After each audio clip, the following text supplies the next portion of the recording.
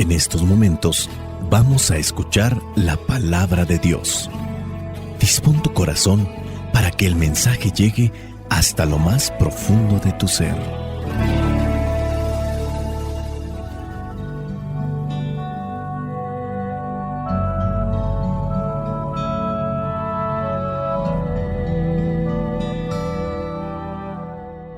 El evangelio que la Iglesia nos propone para el día de hoy corresponde a Marcos, capítulo 1, versículos del 14 al 20. Dice así: Después que metieron a Juan en la cárcel, Jesús fue a Galilea a anunciar las buenas noticias de parte de Dios. Decía: ya se cumplió el plazo señalado y el reino de Dios está cerca. Vuélvanse a Dios y acepten con fe sus buenas noticias. Jesús pasaba por la orilla del lago de Galilea cuando vio a Simón y a su hermano Andrés. Eran pescadores y estaban echando la red al agua. Les dijo Jesús: síganme y yo haré que ustedes sean pescadores de hombres. Al momento dejaron sus redes y se fueron con él. Un poco más adelante, Jesús vio a Santiago y a su hermano Juan, hijos de Zebedeo, que estaban en una barca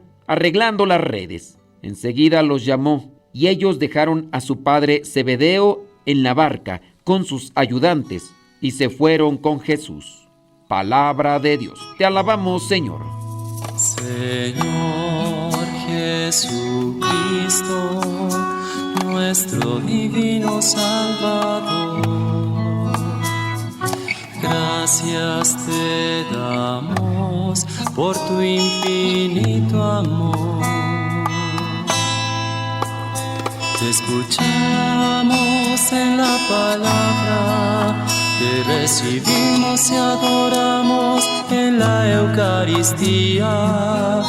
Te servimos en los hermanos.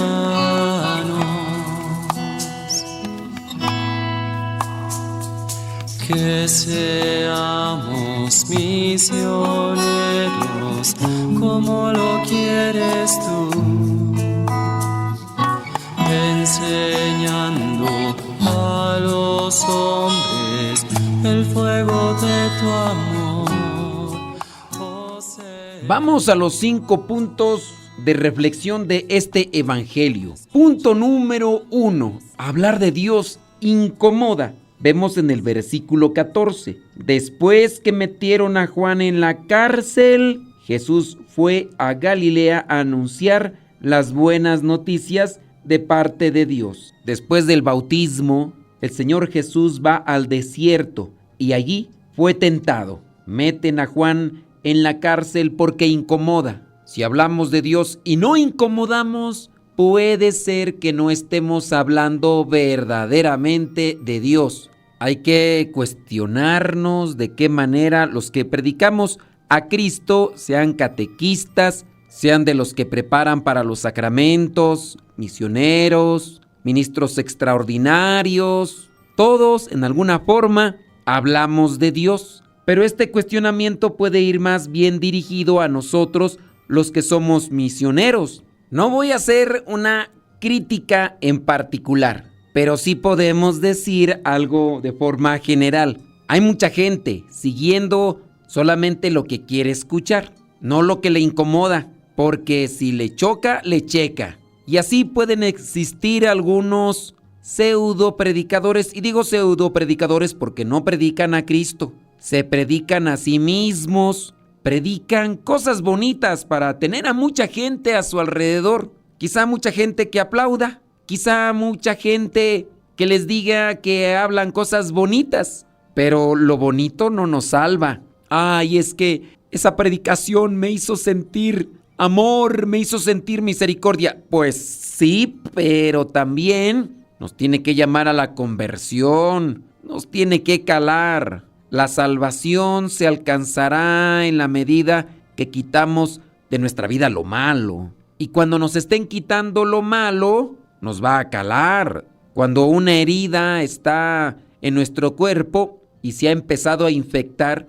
eso se tiene que quitar. Y eso duele. No me ha tocado a mí en cierto modo, pero sufren dolores las personas que están siendo curadas en ese sentido. Y muchos podemos decir, tenemos pecados. Faltamos en una cosa, faltamos en otra. Hay gente que no le gusta escuchar situaciones de pecado, de conversión. A mí háblame de misericordia. A mí háblame de paz, de amor. Sí, hay que hablar de eso. Algunos incluso ya no hablan del castigo, no hablan del infierno. Recientemente platicaba con un homosexual convertido, un homosexual alcanzado por la misericordia de Dios. Su vida de pecado lo llevó a infectarse del VIH, pero Dios lo alcanzó. Trabajaba en burdeles, trabajaba en la prostitución. Había estado incluso con muchas personas al mismo tiempo. La promiscuidad era algo cotidiano porque estaba atrapado por la lujuria. Hoy está en el camino de la conversión, anunciando la buena nueva. Y me platicaba de cómo predicadores, incluso algunos ministros consagrados, llegan a decir que el amor es amor, sea con lo que sea, porque ya se puede de todo. Hay personas dentro de la iglesia que hablan en esa manera y obviamente tienen muchos seguidores. O sea, no hablamos de Dios para que sigan a Dios. Hablamos de Dios para que nos sigan a nosotros. Y eso hay que cuestionarlo porque no está correcto, no está bien. Hablar de Dios en alguna u otra forma tiene que incomodar. Pero nos tiene que incomodar principalmente a nosotros para buscar la conversión. Por eso es que metieron a Juan el Bautista a la cárcel y por eso después le quitarán la vida. En el mismo versículo 14, Jesús fue a Galilea a anunciar las buenas noticias. Sí, son buenas, pero también esas buenas noticias incomodan. Hablar de Dios incomoda, primer punto. Decía en el versículo 15, ya se cumplió el plazo señalado y el reino de Dios está cerca. Anunciar el reino de Dios con testimonio, más que con palabras. Podemos ser muy buenos anunciadores de un texto ya escrito, de un texto plasmado en la Sagrada Escritura, pero hay que anunciarlo con la vida. Esa es la mejor manera de predicar. En ocasiones surgen comentarios de personas que tienen el don de hablar, el don de decir cosas que aunque pueden ser las mismas que otras personas dicen, pero hacen estructuras que son llamativas. Dicen lo mismo que los demás, pero con diferentes palabras. Sí, hay que saber presentar también el mensaje de Dios, pero lo mejor será siempre dar testimonio.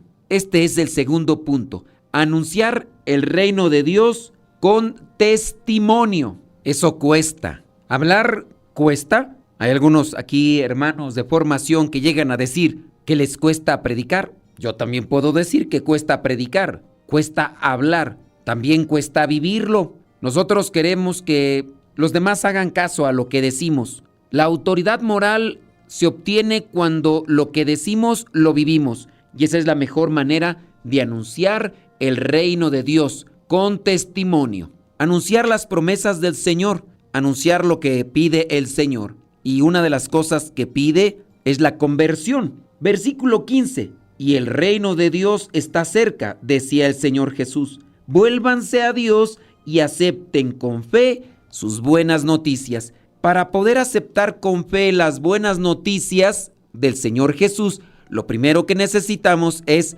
la conversión. Hablar de Dios es hablar de conversión. Y cuando hablamos de conversión, no les gusta a muchos. Es como en la familia, los hijos muchas veces quieren oír: vamos a salir de viaje, vamos a hacer esto, vamos a comer aquí, vamos a hacer... Pero cuando ya hablamos de una conversión, de un cambio de vida, ahí es donde a muy pocos nos gusta. Veamos los casos típicos, por ejemplo, estando en medio del tráfico. A una persona la corrigen por su manera desviada o desordenada en manejar y se puede enojar. Nos gusta que nos aplaudan, nos gusta que nos alaben o que nos digan cosas bonitas, pero no nos gusta que nos corrijan. Hablar de conversión cala, pero siempre será lo mejor. El llamado a la conversión, volverse a Dios. Aquí dice volverse a Dios. Vuélvanse a Dios y acepten con fe. Primer paso, volverse a Dios. aceptar con fe. Jesucristo invita a la gente a arrepentirse. El arrepentimiento implica un cambio de mente y de actitud.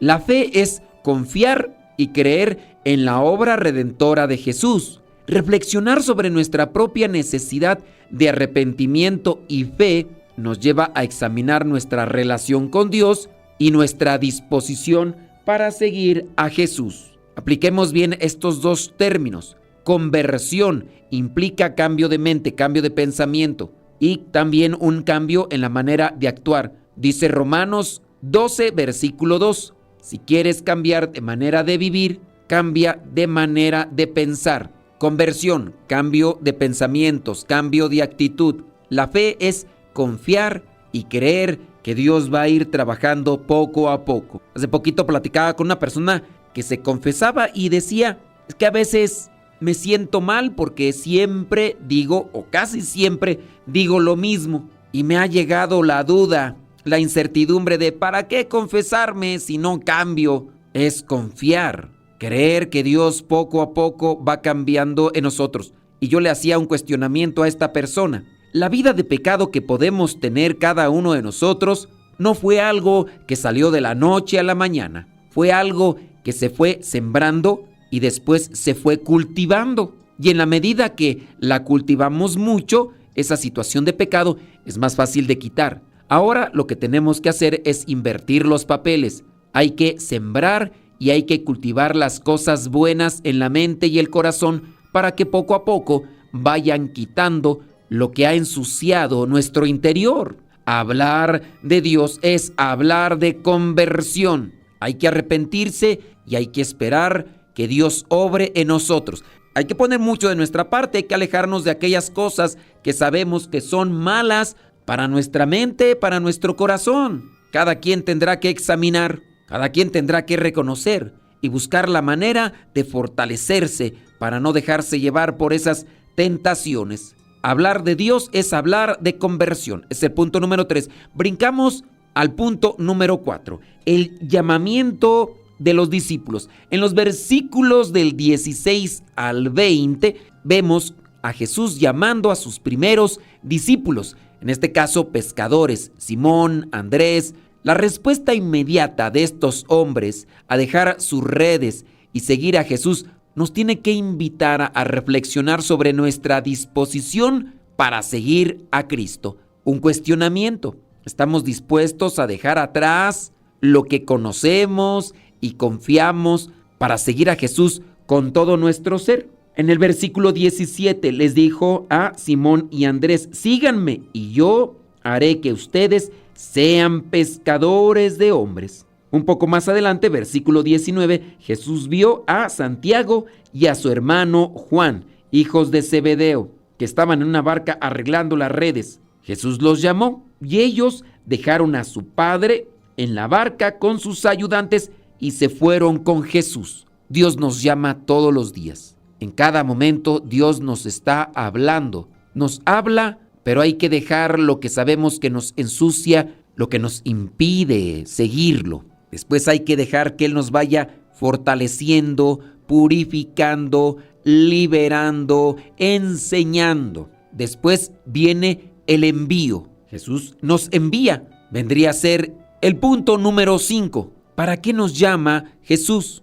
Nos llama para purificarnos, liberarnos, fortalecernos, enseñarnos, porque nos quiere dar vida nueva, nos promete vida eterna, nos quiere llevar ante su presencia para ser plenamente felices. Pero después nos envía. Síganme y yo haré que ustedes sean pescadores de hombres. Podríamos aquí cambiar también el punto número 5, que sería la renuncia a lo que Dios nos ha dado por algo mejor. De qué manera Dios nos da, pero también nos pide. Y no es necesariamente que tengamos que renunciar a la familia de una forma categórica. El amor está ahí presente, pero sabemos que en la medida que aceptamos el llamado de Jesús, el llamado de Dios, nuestra familia ya no será un grupo determinado de personas que he visto desde que soy pequeño, que me han acompañado en mi desarrollo desde la niñez, la adolescencia y la juventud.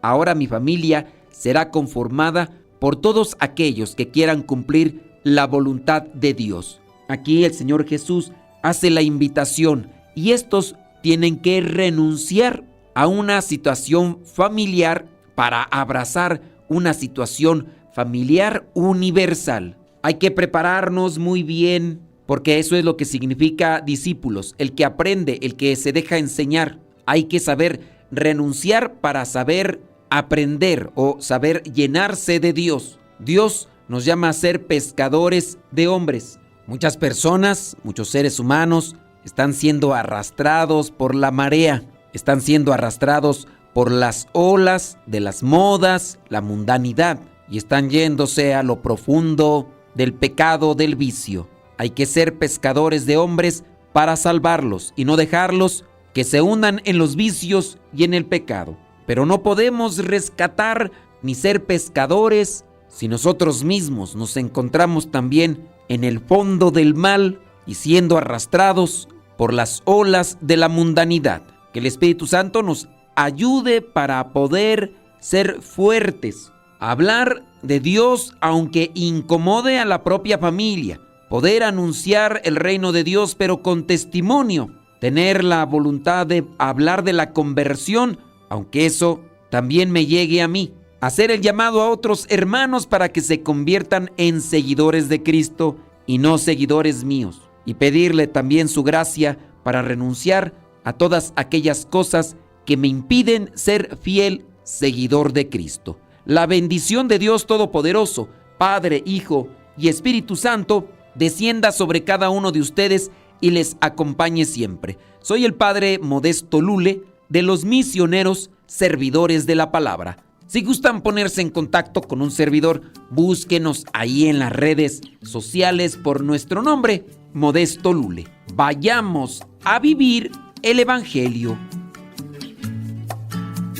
Lámpara es tu palabra para mis pasos, luz en mi sendero.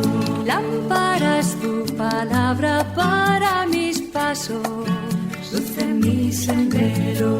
Luz, tu palabra es la luz. Luz, tu palabra es la luz. Yo guardaré tus justos mandamientos. Señor, dame vida según tu promesa. Lámpara es tu palabra para mis pasos, luz en mi sendero. Lámpara es tu palabra para mis pasos, luz en mi sendero. Luz, tu palabra es la luz.